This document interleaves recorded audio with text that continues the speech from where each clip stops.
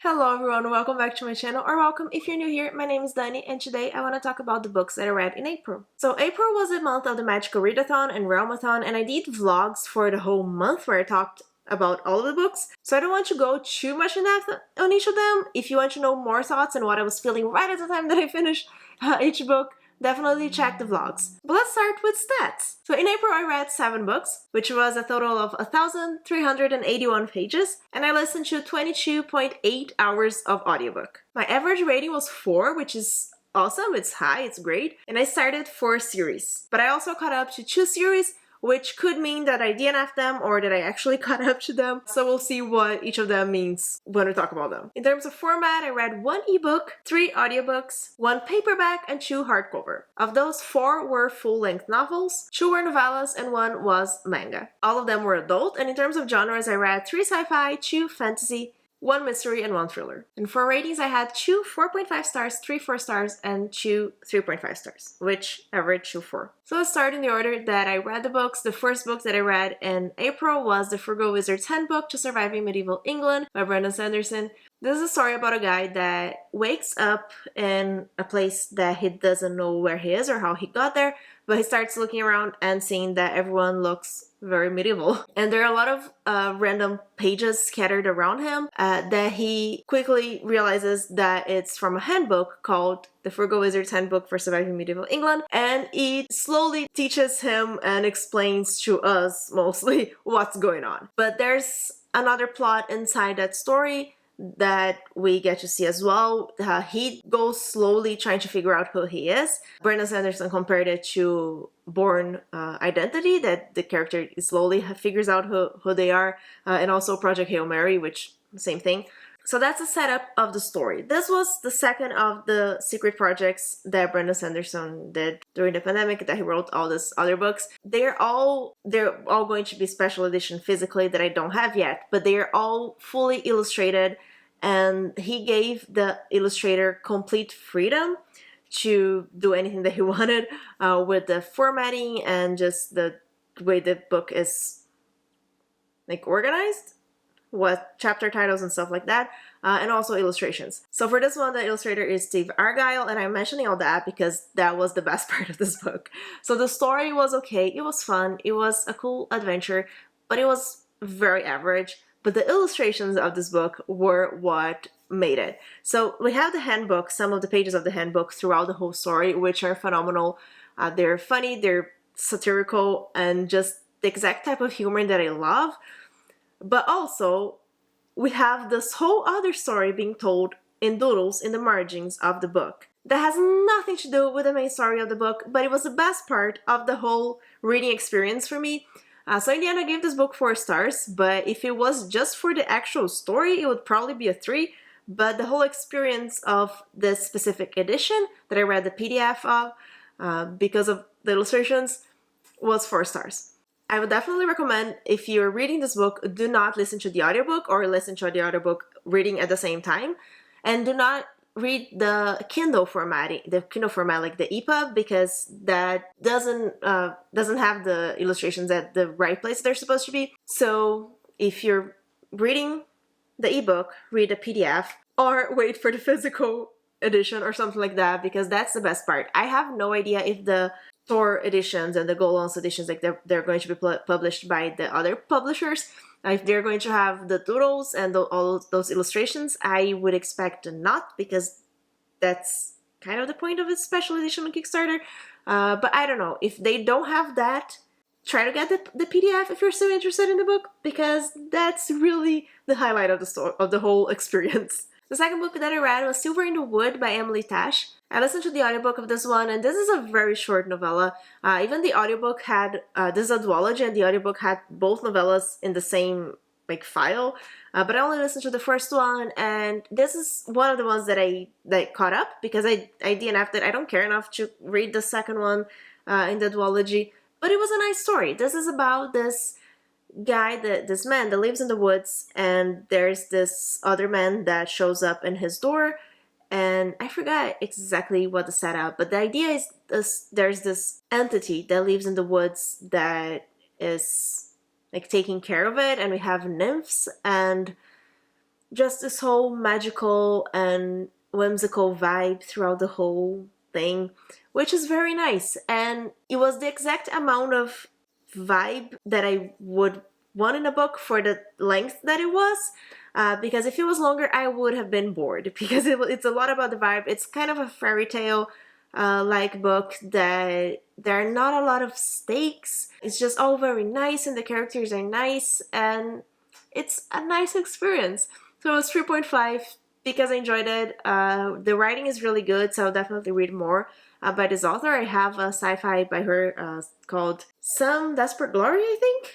That's her first like full-length novel. And I'm excited for that because I really did like the writing, but it was just nothing too special for me, but it was still okay. And then I read Berserk Volume 1, the deluxe editions. That was the one manga that I read in the month, and I really enjoyed it a lot. I am very excited to continue the series. This is about a guy called Guts. When we first start the book, we're seeing more of like towards the future of his life, and then we go back to his past.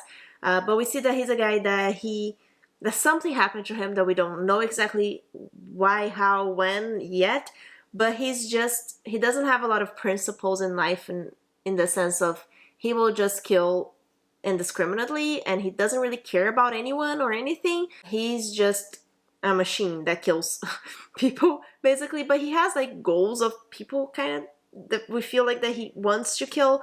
So we have that vibe in the beginning, and then from what I understand, just reading the first volume of the deluxe edition, we're going to go back and see how he got to where he is right now, which I'm very excited to learn about. And also in the story, we have this annoying little elf fairy thing that gives a little bit of humor to the story because this is a very gory, very dark, very grim manga and just like plot and visuals and graphics and like illustrations, but we have this fairy thing that gives a little bit of humor but not too much, but sometimes that just balances it a little bit, not like a 50-50 balance, more like a 90-10 balance, but I still appreciated it a lot and I want to see how that's going to develop, that relationship that Guts has with this fairy person.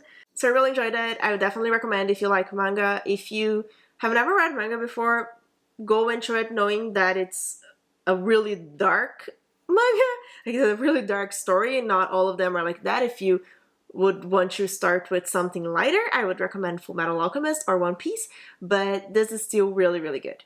Then I read Night Swim by Megan Golding. This is a thriller about a podcast person. She has a podcast, and a true crime podcast. And she goes to this small town to have this whole season of her podcast about a rape trial that's happening in that small town. And she gets contacted by someone from the town about a murder that happened a long time ago. So there are two kind of crimes and things going on at the same time that we're following. And I really enjoyed it. The audiobook was really good. Because of the podcast format, we have the actual podcast episodes in the audiobook, so that was really nice. And it was not, I would not say that it's one of the best thrillers that I've read, but it was enjoyable enough. So I gave this 3.5, right? Or was it 4? I gave it 4 stars. There we go. It was enjoyable, like I said. And I would recommend if you like thrillers, if you like books that have the podcast element. And next I read The Cloisters by Katie Hayes. This I also gave 4 stars, and this is more of a mystery with a dark academia vibe. We have this woman that moves to New York to work at the Cloisters, which is a Metropolitan Museum kind of campus.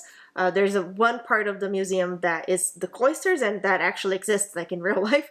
But she goes to work on the Cloisters. Like, she has this boss and the coworker that they are kind of really like they have some secrets that they're not telling her, that she slowly tries to unravel. And there's a lot of cool things about tarot cards that are going on with the whole situation. And it was really nice. I really loved the audiobook. The narrator did an amazing job, so I would definitely recommend the audiobook if you're looking for a good one to listen to. And overall, it's a very slow-paced story, but it's still a good pace. And because of the way that it was narrated, I just think it was very enjoyable for me. Could have had 5 hours more that I would happily listen to, because I was just really enjoying my time listening to the story.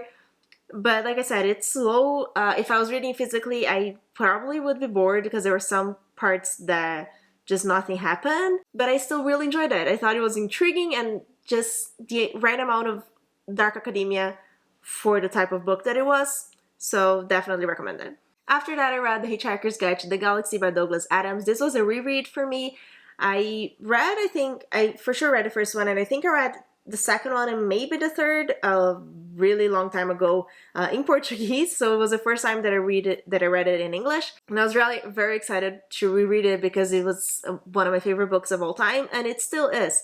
I gave it 4.5 stars, not a full 5, because everything that I remembered about this book was okay. So premise, what's this about? So in this book we have Arthur Dent. He is a very normal human being, and his house is being demolished so that a highway is going to go through where his house is. But he has a friend that's actually, he thinks he's a human, but he's actually an alien. And this friend of his comes to him and is like, oh, never mind your house, because the earth is actually going to be demolished so a space highway can go through it.